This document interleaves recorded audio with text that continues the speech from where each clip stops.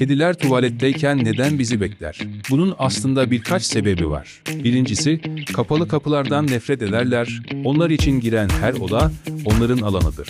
İkincisi, seni korumak istiyor olabilir. Onlara göre sen savunmasızsın ve başında nöbet tutuyorlar. Üçüncüsü, rutinini bozmak istemezler. Çünkü sen tuvalete gidiyorsan, o da seninle gelmelidir. Ve son sebep, bazıları sadece drama seviyor. Kısacası, sen onun insanısın ve seni yalnız bırakmaz.